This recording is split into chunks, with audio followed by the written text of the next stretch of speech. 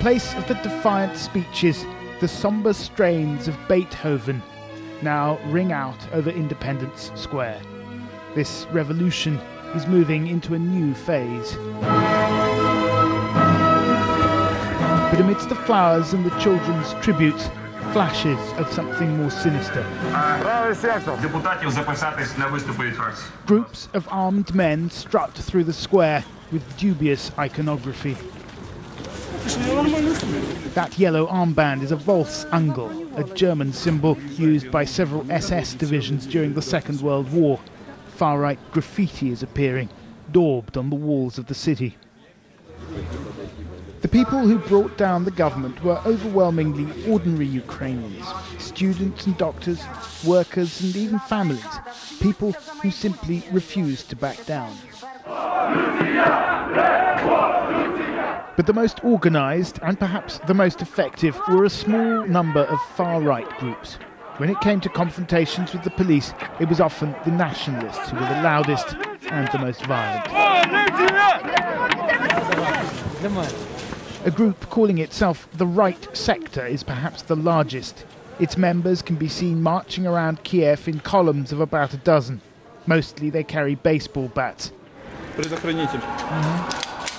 Sometimes they carry guns. We met these men posing for pictures outside the burnt-out remains of what was once their headquarters. I asked them about their political beliefs. Национал-социалистская тематика иногда в некоторых людях она есть проступает. Как бы, чтобы была единая нация. Но не у всех это не заложено в основе этой организации, это у некоторых людей есть. А у вас? У меня лично есть. В смысле? Объясните. Мне как бы нравится эта идея единой нации. Я хочу, чтобы нация была единая, чтобы один народ, одна страна, одна нация. А это подразумевается что?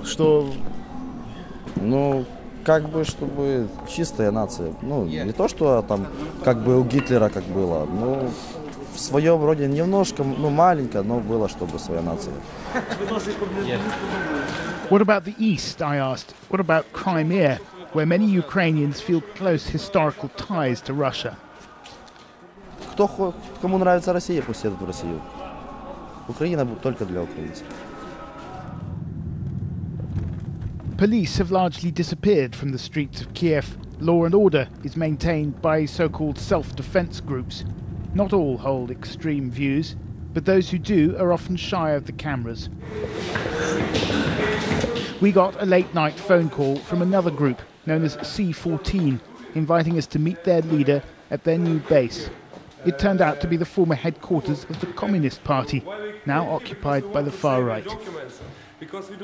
It's our general mission to totally ruin chains that connect our country with the imperial power from the past. And that being Russia? Yes, we can do Russia, not only Russia, Soviet Union. Are you a Nazi? No, I don't think I'm a Nazi, I'm a Ukrainian nationalist. What does that mean? The main confrontation is about that some ethnic groups have control many business structures, some economic, some political forces, and which ethnic groups?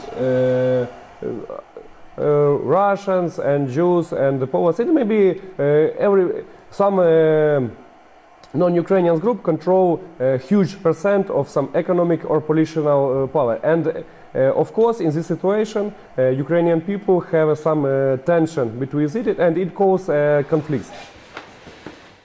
Mr. Karas says his group consists of around 200 men.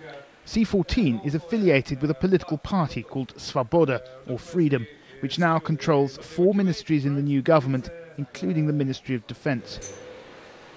2 of its MPs were recently photographed brandishing well-known far-right numerology. 88 stands for the 8th letter of the alphabet, HH, Heil Hitler. We, as Svoboda, in no way espouse Nazism. In fact, we fight against Nazism. For us, Nazism and communism are two sides of the same coin. Those are both totalitarian ideologies which destroyed the Ukrainian nation in the 20th century and fought against Ukrainians and killed millions of Ukrainians. The fervour of the revolution is beginning to fade now. People are starting to move on.